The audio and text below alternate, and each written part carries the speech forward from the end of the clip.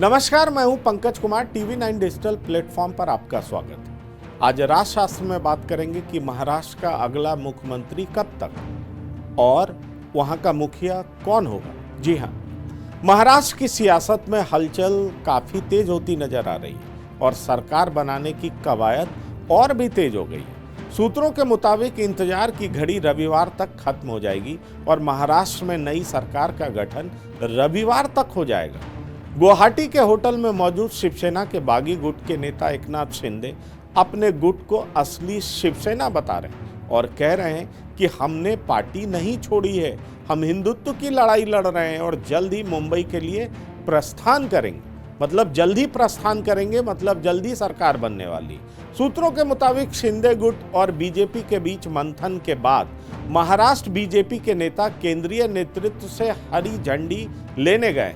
सूत्र बताते हैं कि शिंदे गुट को 8 कैबिनेट और 5 राज्य मंत्रियों का ऑफर है और डिप्टी सीएम के तौर पर एकनाथ शिंदे का नाम प्रस्तावित है। गुलाबराव पाटिल, शंभूराज देसाई, संजय शिरसाट, दीपक केसरकर, उदय सामंत को भी मंत्री बनाने का प्रस्ताव दिया गया है। देवेंद्र फडणवीस आज यानी मंगलवार को दिल्ली पहुंच गए हैं। वो बीजेपी के बड़े नेताओं से मुलाकात करने वाले हैं और इसी बीच शिवसेना के बागी गुट के नेता एकनाथ शिंदे भी दिल्ली आ सकते हैं। शिंदे ने दोपहर 12 बजे विधायकों के साथ बैठक की, जिसमें आगे की रणनीति पर चर्चा भी की। महाअघाड़ी सरकार ने भी 2:30 बजे राज्य मंत्रियों के साथ कैबिनेट की बैठक बुलाई। ठाकरे गुट के नेता और मंत्री सुभाष देसाई ने शिंदे और बागी विधायकों को धमकी भी दिया है। देसाई ने कहा कि अगर बागी विधायक मुंबई एयरपोर्ट आए तो उन्हें बाहर निकलने नहीं दिया जाएगा। महाराष्ट्र के जारी सियासी संकट के बीच शिवसेना के मुखपत्र सामना में मंगलवार को बीजेपी और बागी विधायकों पर निशाना साधा गया। शिवसेना ने लिखा, दिल्ली में बैठे बीजेपी नेताओं ने महाराष्ट्र को 3 टुकड़ों में बांटने की खतरनाक साजिश रचने का काम किया।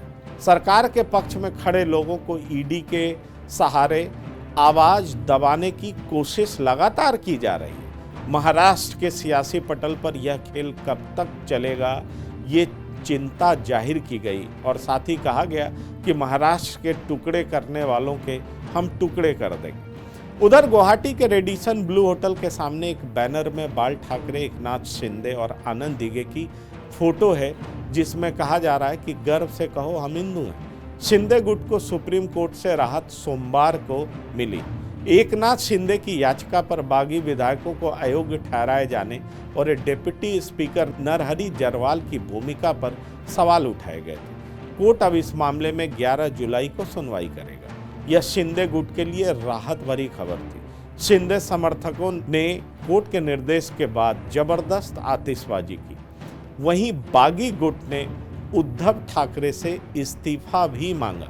शिंदे के साथ मौजूद दीपक केसरकर ने कहा कि उद्धव की सरकार राज्य में कानून व्यवस्था बहाल रखने में पूरे तरीके से नाकाम रही है, लिहाजा उसे इस्तीफा दे देना चाहिए। गुवाहाटी में मौजूद शिवसेना के बागी गुट के नेता एकनाथ शिंदे ने 40 विधायकों के समर्थन का दावा किया है। गुवाहाटी के जिस होटल में शिंदे गुट के विधायक ठहरे हुए हैं, उसकी बुकिंग 12 जुलाई तक के लिए बढ़ा दी गई है। इस तारीख तक होटल में आम लोगों के लिए कोई भी रूम उपलब्ध नहीं है। सुप्रीम कोर्ट बागी विधायकों को अयोग्य ठहराने वाले डिप्टी स्पीकर के नोटिस पर जवाब देने के लिए 11 जुलाई का दिन तय किया। बीजेपी ने अपने विधायकों को 29 जून को मुंबई बुलाया। इधर महाराष्ट्र बीजेपी ने अपने सभी विधायकों को 29 जून तक मुंबई पहुंचने के लिए कह दिया। पूर्व मुख्यमंत्री देवेंद्र फडणवीस के सागर बंगले पर बीजेपी कोर ग्रुप की सोमवार शाम को मीटिंग के बाद विधायकों के लिए ये निर्देश जारी किया गया। इससे पहले पार्टी के सीनियर लीडर्स ने सियासी हालात पर चर्चा की और सुप्रीम कोर्ट के फैसले तक वेट एंड वॉच की रणनीति अपनाने का फैसला किया। लेकिन केंद्रीय गृह मंत्री राव साहब दानवे ने महाराष्ट्र के स्वास्थ्य मंत्री की मौजूदगी में सरकार बनाने के साफ संकेत दे दिए। इधर बीजेपी ने महाराष्ट्र में सरकार बनाने के संकेत इस तरीके से दिए हैं कि केंद्र सरकार के मंत्री राव साहब दानवे ने एक मीटिंग में कह दिया कि हम सिर्फ 2-3 दिन ही विपक्ष में मौजूद है। मतलब आने वाले दिनों में हम सत्ता में जाने वाले हैं और जाहिर तौर पर देवेंद्र फडणवीस दिल्ली में हैं। केंद्रीय नेताओं से वो मुलाकात करेंगे और उसके बाद मंथन करने के बाद सरकार बनाने की कवायद पूरे तरीके से तेज हो जाएगी और कहा यह जा रहा है कि रविवार तक सरकार बन जाएगी जिसके मुखिया देवेंद्र फडणवीस होंगे। राजशास्त्र में फिलहाल इतना ही। आप बने रहिए TV9 डिजिटल के साथ। धन्यवाद। नमस्कार।